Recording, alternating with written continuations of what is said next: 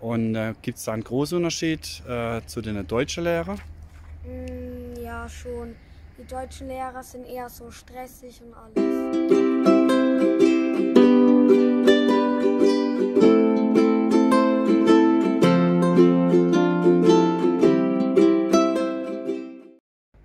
Hi Diego. Hi. So, du bist aktuell in der Schule.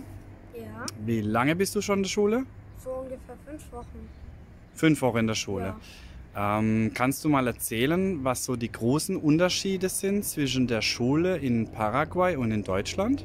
Ja, klar.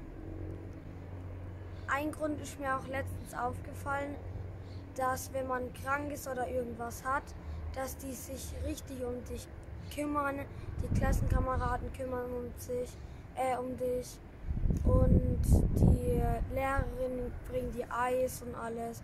In der Schule, also in der deutschen Schule, habe ich jetzt der Fall gehabt, muss ich mir alles selber holen. Was musst du dir selber holen? Ein Kühlpack oder ich musste selber sagen, dass ich irgendwas habe. Und die in der neuen Schule sagen es auch den Lehrer, weil ich ja auch noch nicht so gut Spanisch kann. Ja. Okay.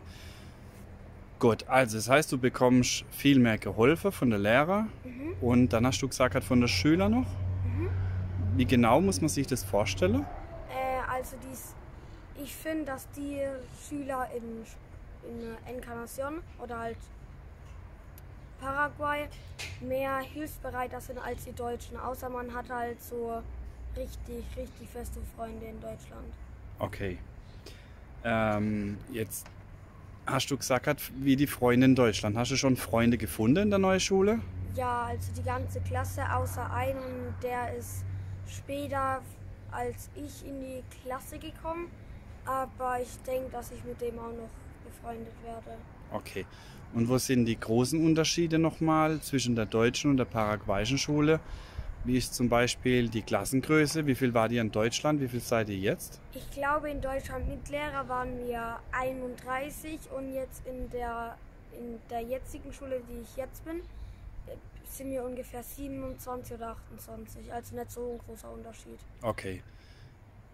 Und wie ist die Schule aufgebaut in Paraguay? Das heißt, bis zu welcher Klasse geht man zum Beispiel in die Grundschule? Und ab wann fängt dann die Realschule an? Kannst du da was sagen? Also es fängt vom Kindergarten, gibt es dort auch. Und nach dem Kindergarten geht es dann in die erste, zweite, die dritte, die vierte, die fünfte, die sechste. Und ab der 6. bist du noch in der Grundschule. Also ich bin jetzt noch in der Grundschule, aber ab nächstes Jahr bin ich in der Highschool. Und die Highschool sind ungefähr 5 Jahre, also bis zu der 12. von der 7. Genau, also das heißt, man ist in der Grundschule von der 1. bis zur 6. Klasse, ab der 7. Klasse in der Highschool und nach der 12. Klasse kann man dann studieren, ne? Ja. Korrekt. Okay. Wie bist du eigentlich zurechtgekommen mit der Sprache? Weil, oder machen wir es mal an, du bist auf einer paraguayischen Schule, richtig? So, welche Sprache bekommt ihr aktuell gelernt?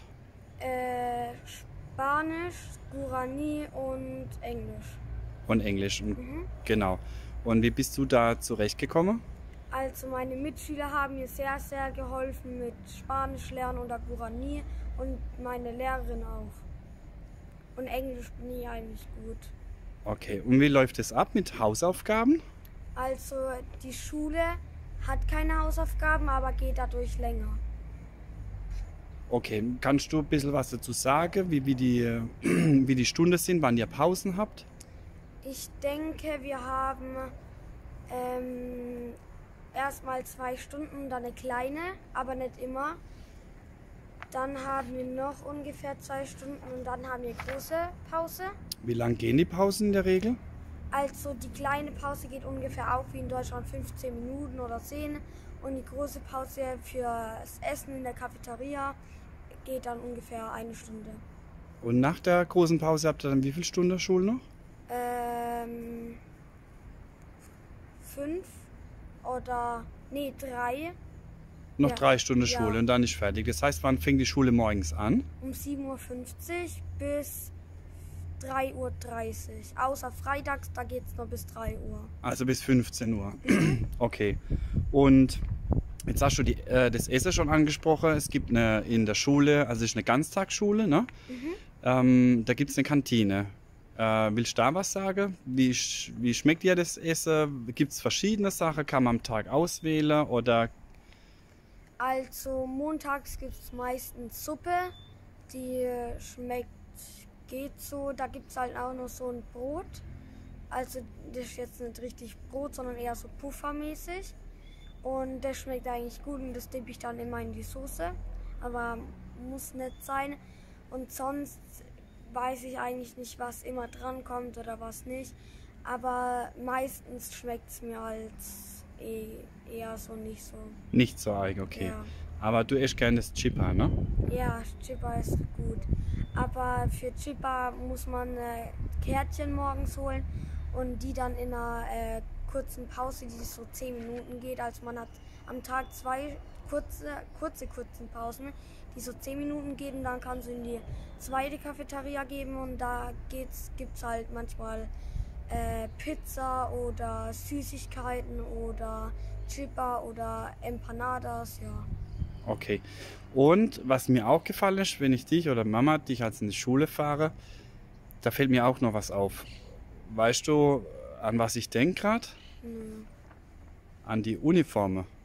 Ja, wir haben Uniformen, aber man muss nicht eine Hose haben. Das Wichtigste ist ein Hemd.